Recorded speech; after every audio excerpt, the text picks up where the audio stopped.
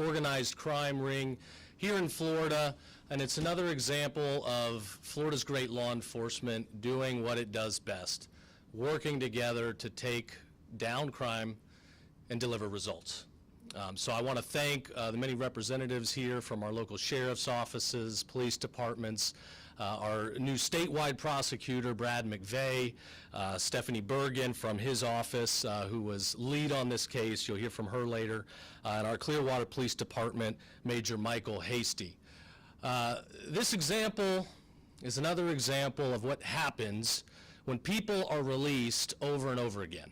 So today we're announcing 6 arrests, but a number of these individuals have a laundry list of priors, over a dozen in some cases.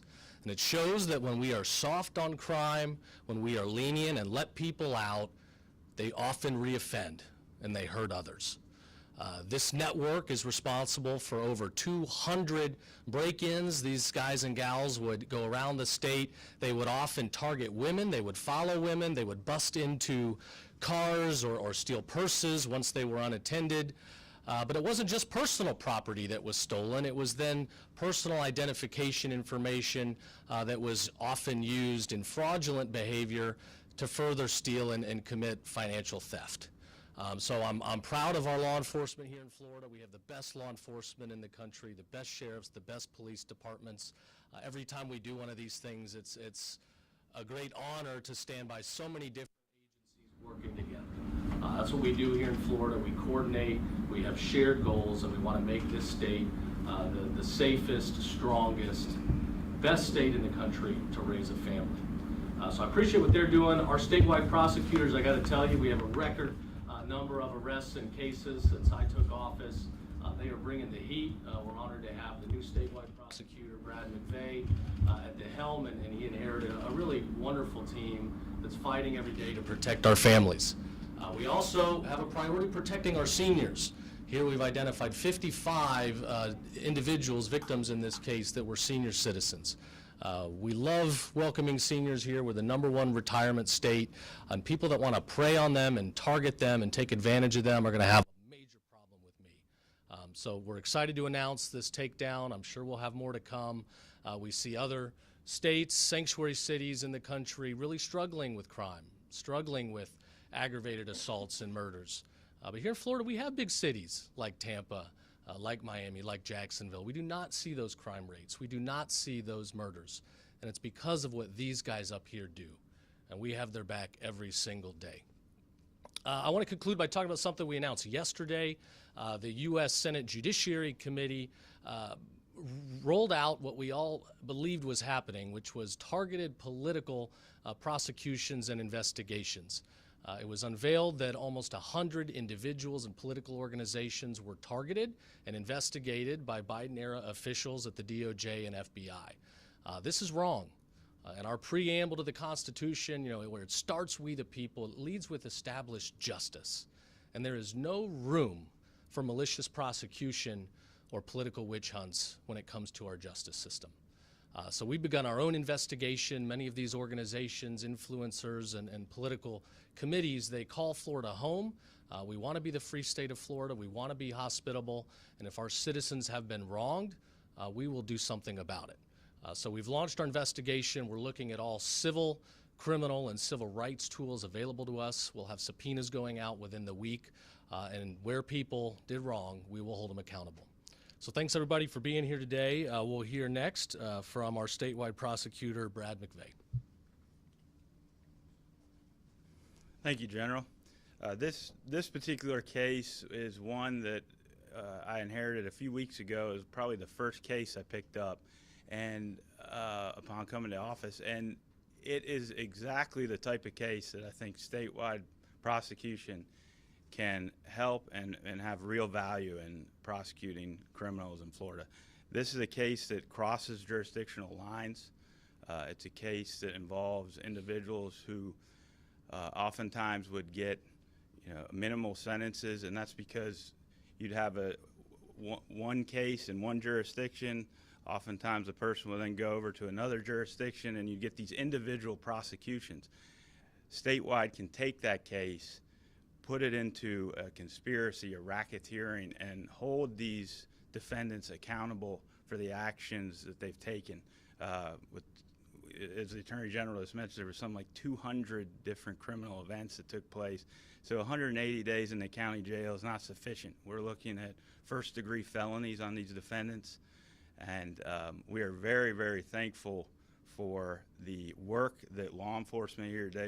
They collaborated terrifically, and they are the reason that we have this case. The sharing of intelligence, the operational support they gave one another. We're just incredibly grateful, and we look forward to the continued partnership with these law enforcement entities and the others around the state. Clearwater Police Department, Major Michael Hasty. A few brief comments from our perspective. Thank you for being here. I think that our world continues to get smaller in many ways, and I think what we're seeing now from a law enforcement perspective is that offenders are evolving to try to disguise their crimes by moving outside of their jurisdictions where they live and committing crimes elsewhere, doing them quickly and then returning home. I think a few decades ago, at the beginning of my career, that tactic may have confounded law enforcement, but it no longer does. They're dedicated to try and conceal their identities, but I think they didn't count on two things. They didn't count on the dedication of these detectives who were equal to the task to figure out who that they were, to identify, as was stated, over 200 crimes committed by this group, totaling somewhere around $500,000 worth of loss. They also didn't count on the fact that law enforcement is also evolving to the point where we now, as you're seeing more and more local, state, and national levels, that law enforcement agencies working together. No longer are these criminal activities isolated to our own backyards.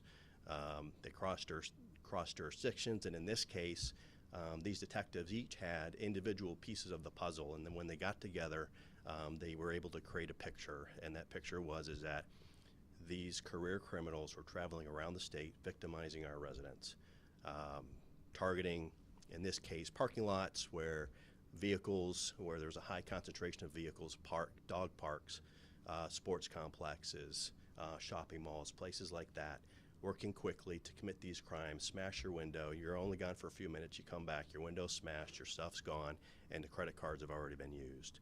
So, but for the dedication of the detectives to try to combat those tactics, this case wouldn't have been here where it is today, prosecuted by the Office of the Statewide Prosecutor. And our relationships also not only extend between the agencies, but with you as well. I think it's equally critical that the message that you're here delivering to everybody, that to our community members, that we're working hard to do everything we can to prevent these things from happening when they do happen, to bring the cases against those offenders, number one. And number two, that to those people who are committing these crimes, they need to get the message from you, and I know that they will, that they're going to run into these detectives and they're going to end up in the exact same boat.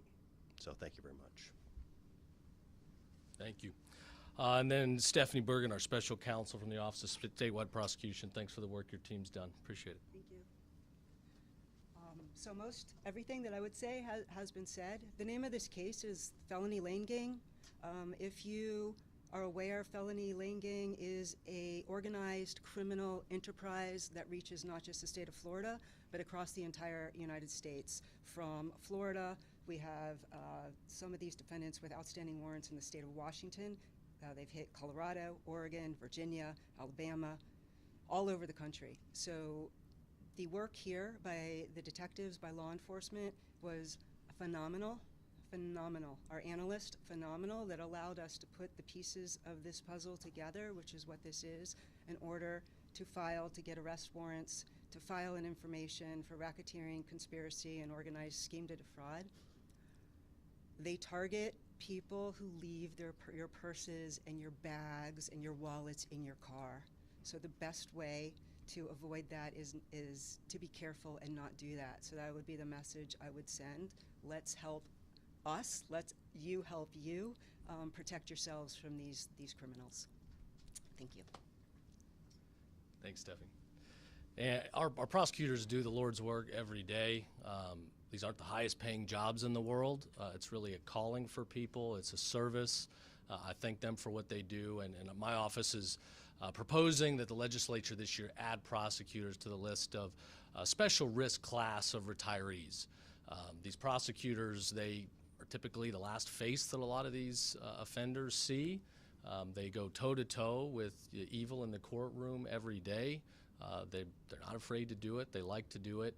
But they also have to review, sometimes some really horrific evidence. So I'd like to get them higher compensation and, earlier retirement. I think they deserve it the same way that a lot of other first responders do. But Stephanie, thanks for the work. All right, I think we got time for a couple questions before I got to hit the road if anybody has any. Yes?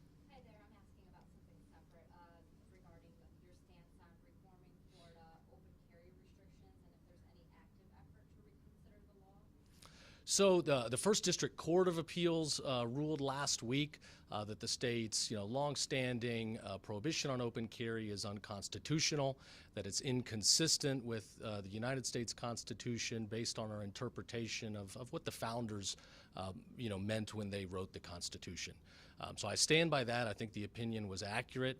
Open carry is now the law of the state. But I do remind people there's separate, statutory provisions that restrict the ability to take firearms into schools. There's also, the opportunity for law enforcement to step in where people are acting in a dangerous manner, where they're exposing people to a weapon on a way that's threatening, harassing, intimidating.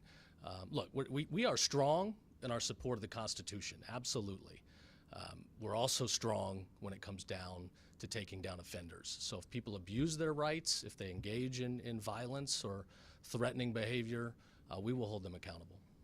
Sir, the state filed a petition asking a federal judge to join a lawsuit seeking to restrict the availability of the abortion pill, mifepristone. Can you tell us why you got involved in that case? Well, you could certainly read the complaint to see we're aware of a lot of harms that women and oftentimes young girls are experiencing when they subject themselves to these medications. Oftentimes these medications are sent into the state from out of state and can get into the hands of minors. Now we've got serious legal concerns about Florida's parental consent laws, heartbeat protection laws, you name it. So obviously people can read the complaint and see all of our arguments, but at the end of the day, we believe this is dangerous. Attorney General, we've seen a number of cases that you've recommended to the governor for execution. In other words, the legal processes have been exhausted, and you're now recommending death warrants be signed.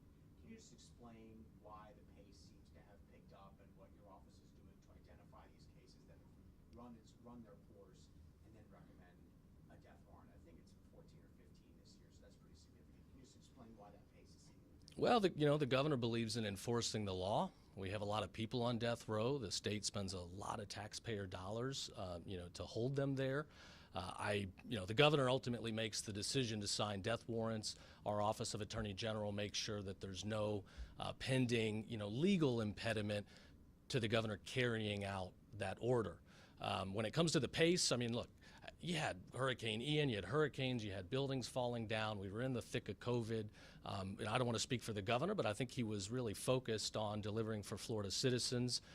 Now that we've gotten, a little bit more bandwidth, you can take a look at these things. I know the governor takes a hard look at every case. He's very concerned about victims, victims' family members that have suffered in many cases for decades and want to see justice levied where it's due. So is that the reason, just there have been a number of things that have, sapped the resources of different offices around the state, and now you have more? It's not my decision to sign a death warrant. We do the legal review.